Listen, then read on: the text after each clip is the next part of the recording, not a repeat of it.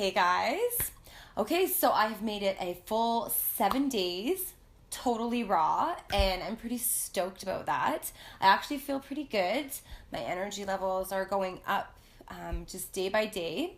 I'm craving all these fruits and veggies and nuts and seeds more and more each day, and I'm craving all the other junk like the fake vegan meats and the chicken fingers, like the vegan chicken fingers or whatever, and all that kind of stuff. The processed foods, I'm craving them less and less. So I don't think it's going to be too hard to go the 30 days. And I'm actually really curious to see how I'm going to feel because I'm already starting to feel quite a bit better. Caffeine, not a problem. It's terrible for your adrenals, which is going to cause you anxiety and stress and all those kinds of stuff, and nutrient absorption, it affects that too, and it never really sat well with my stomach, so I don't see that being a problem. Alcohol, at first I thought that might be a bit challenging, only I thought that at the end of this I might have the odd drink here and there, and I've put some more thought into that, and I think the only reason that I would want to reintroduce that is just so that I can feel a part of, I was reminiscing about it the other day. A girlfriend of mine is also trying to kick the alcohol habit, and she was talking about, I'm going to go out and have a cheat night and go to the bar with my friends and da-da-da-da. And I thought, I wish I could do that, or it would be nice to get a little tipsy or whatever. But then I hear about how that evening went, and you're at the bar with all these disgustingly drunk people, and it turned out to be a really late night, it's a 4 a.m. thing. People are getting into other types of stuff, and I just thought, I don't need that in my life anymore. I don't need the toxicity. Alcohol is terrible for every organ in your body, and I might do a separate video about it, just because it's terrible for you. And to be around the type of people that are wanting to get drunk, again, that's just introducing toxicity into your life, and I don't need it. The only reason I would want to do it is to feel a part of, so you feel a little less separate. But I'm already different. I'm already not a part of, I'm already around the holidays, most of my family, all of my family still eats flesh. And so I'm already different and separate from them and my friends and all that kind of stuff. And the way that I look at it is that we're each on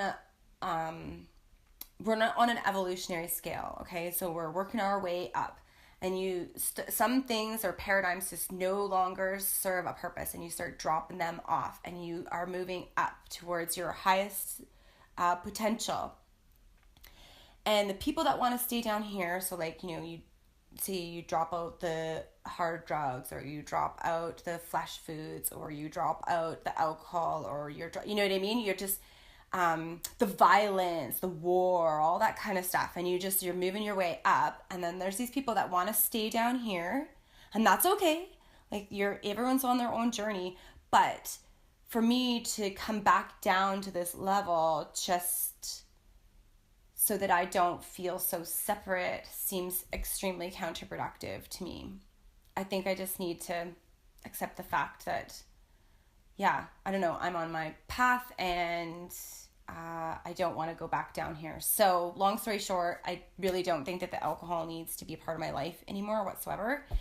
The cooked food, though, just because I am in a northern climate, gets really friggin' cold here in the wintertime. I kind of really miss or want to be having hot broths or soups and that kind of stuff.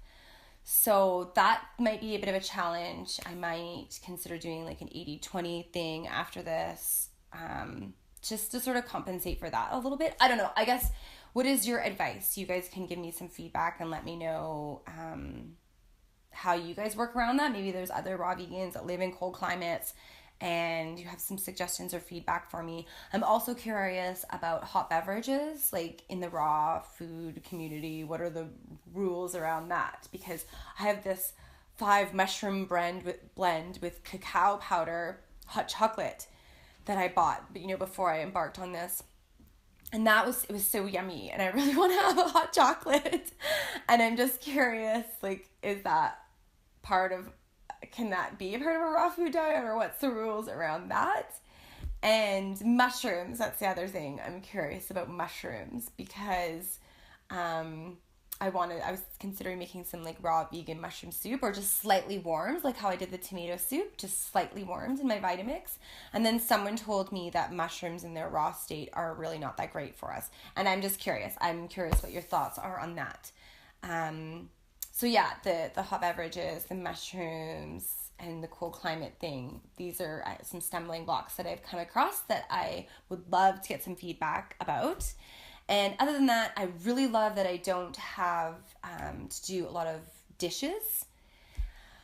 Really, the only thing that I've had to wash is my Vitamix and my food processor, and maybe a couple of knives and a cutting board. I don't have to wipe off my stove. I'm not having to scrape out pots and pans. So that's been great. It's saving me a lot of time and obviously aggravation. And also I'm saving money because I'm not using these appliances to cook foods and stuff. So all around, I'm enjoying it. It hasn't been too challenging. I did sort of really want to use veganese in a recipe tonight, but I know that wouldn't have been considered part of this raw food thing. I'm trying to really follow it, by the book. So other than that, no. I mean that it's not even really that hard. I'm sure I can find a raw recipe for vegan mayonnaise. Yeah, my skin's been clearing up too. I've noticed that. And yeah, my energy level, my brain fog is sort of starting to go away. So things are definitely, I'm still having some trouble sleeping. So I don't know if that's still like a detox thing or what the issue is there, but there's still been some issues with sleep. Yeah, that's it.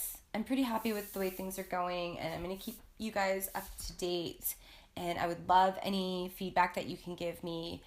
And remember, it is a full moon tonight, so it's going to be bigger and brighter. And of course, there's a lot of energy happening during a full moon, so make sure you set your intentions and be conscious of your thoughts. And thank you so much for watching. I really appreciate your time, and I hope that you guys all have a really wonderful day.